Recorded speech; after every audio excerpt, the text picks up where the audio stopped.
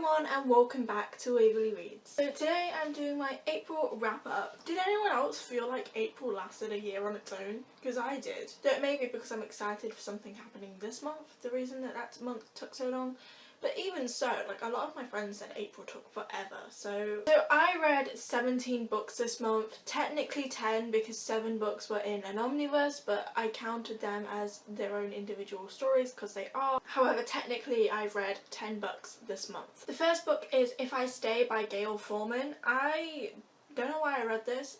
It kept popping up on my timeline, so I read it as an ebook and loved it. If I Stay is about a girl who gets into a car accident and is walking around as a ghost, and she basically has to make the choice of whether she's going to let go, move on, or if she will decide to stay on even though some things have happened that really make her want to give up. The story is written so well. I didn't think someone could do something like that with a book that has very little dialogue, obviously because she can't communicate with those living. She's the only one dead, and it's so cute.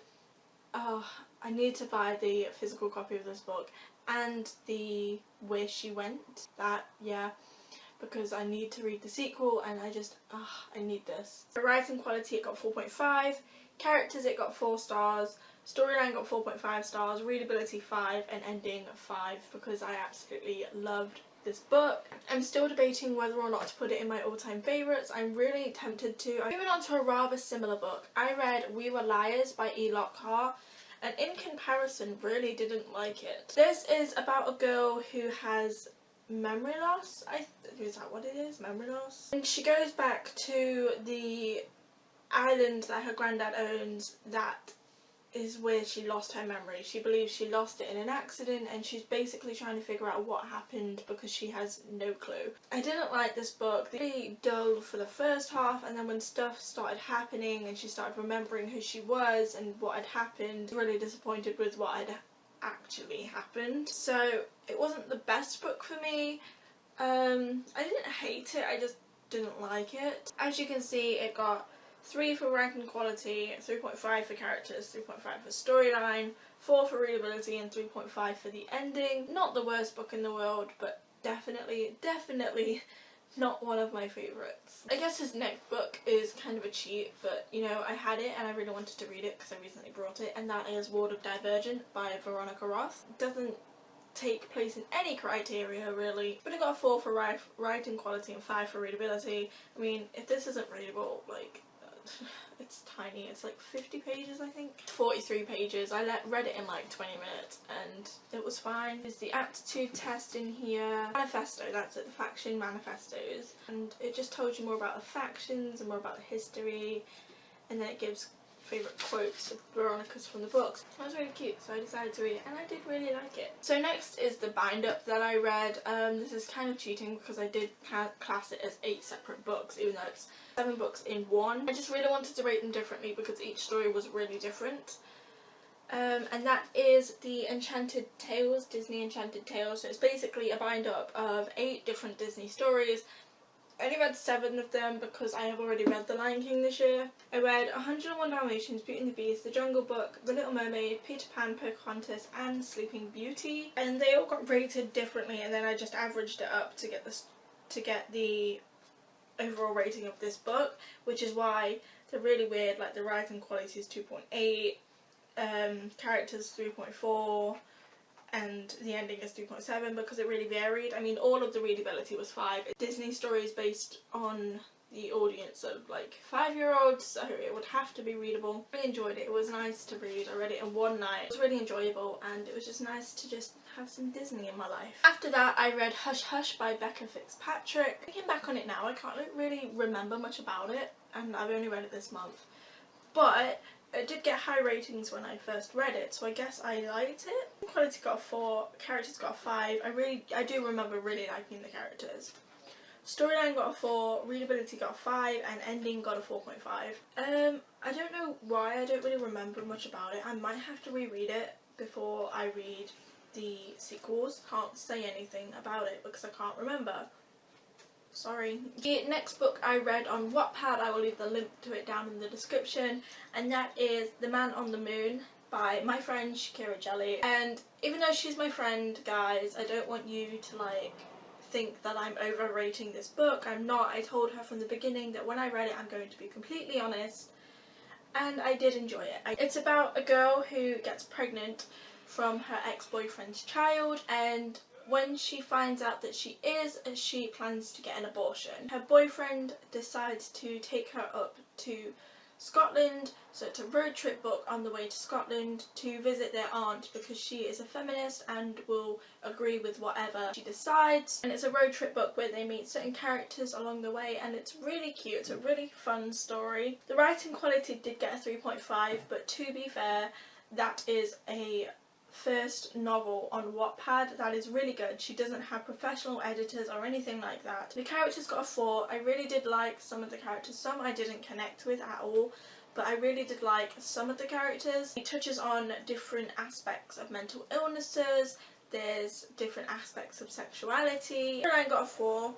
Readability got a 4 because I can't, it would have got a 5 because it is a really sweet story and really easy to read, but I can't read ebooks like on my phone. I can read them on my Kindle just fine, but I can't read them on my phone because the light, it really hurts my head after a while. And then the ending got a 4.5. There was one part about the ending, which is a big spoiler so I can't say it, that I really found was random. She knows this, I spoke to her about this, and she says that she personally saw it coming, but I don't know, I thought it was really random and wasn't needed, but then again, it's her book, and if she wanted to put it there, then she should have. Overall, it got a 4 stars, which is really good for any book to get 4 stars out of 5. I really did enjoy that. I recommend it. It's linked in the description if you want to go read it. I read The Fledgling Handbook 101 by PC Interesting Cast. I said in my series I'm not going to finish video that I'm not going to continue with the House of Night series.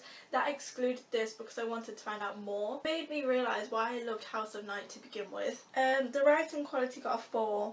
It got nothing for characters because although it touched on characters, there was no certain characters to bond with. Storyline got a 4 because there is a storyline in here.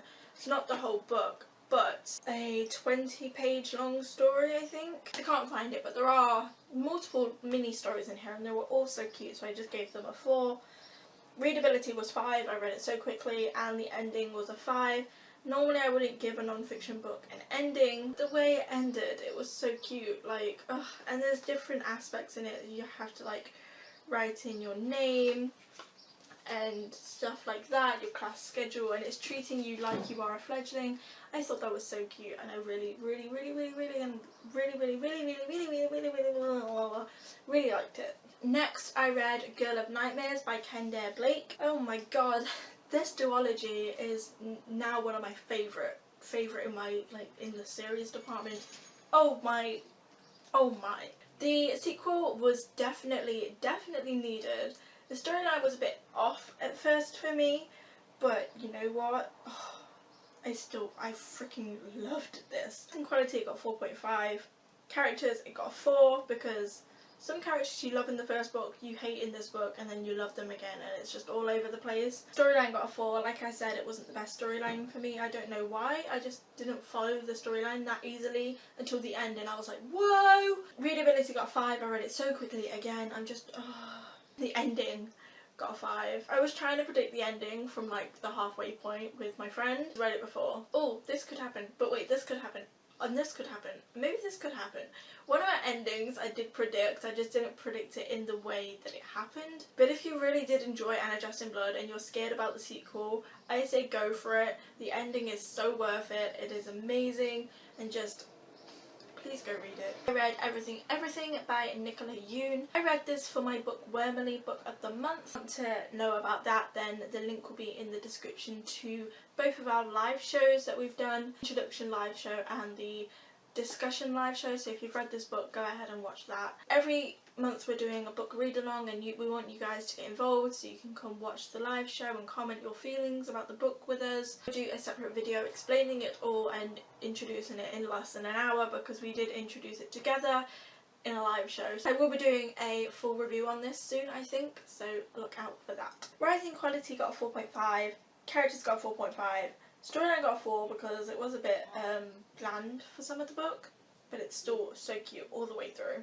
readability got a 5, and the ending, oh my god, the ending got a 5. If you want to know more about that, again, go watch our Everything live show, because we were just fangirling around the ending the entire time. The last book I read is The Short Second Life of Earthfree Tanner by Stephanie Meyer. Ever since I read the illustrated guide, I've had this Twilight fix. I needed Twilight in my life, but I hate the movies and the books are really long, so I decided to pick this up like after a month of fighting my Twilight fix, and I'm glad I did. This was one of my favourite novellas ever, and I still love it to this day. It's so cute. It's based around the unimportant character Bree Tanner, who is in Eclipse for like 5 minutes. It's based around her and her story with the newborn army, and it's so cute, and you really do get to delve down into a newborn's mind, and that is really interesting to me because we didn't really get Bella being a newborn, considering she was in control of everything. Bree wasn't. She was more in control than some, but she wasn't in control of everything. Small love story in here. If you do like Twilight and you haven't read this, I recommend you do. For writing quality, it's got 3.5 because Stephanie wasn't the best writer when she was writing the Twilight saga. Characters, it got 4. I loved most of the characters in this book. Oh, they're so cute. Storyline got 3. There was no storyline really. I mean, everyone knows that the ending, and everyone knows basically they were created to be an army, so that's basically about her finding this out. Readability got 5, so easy, and the ending got 4 because, well, we all knew the ending was coming anyway. So these are the books that I read in April. Oh god, it's really heavy because of this bottom book. If you enjoyed this video, please do give it a big thumbs up. Comment down below if April took so long for you like it did for me, because it really, really did. Subscribe if you haven't already. I love you so much to infinity and beyond. Thank you for watching. I hope you enjoyed. My name is Waverly, and now I'm off to read. Bye!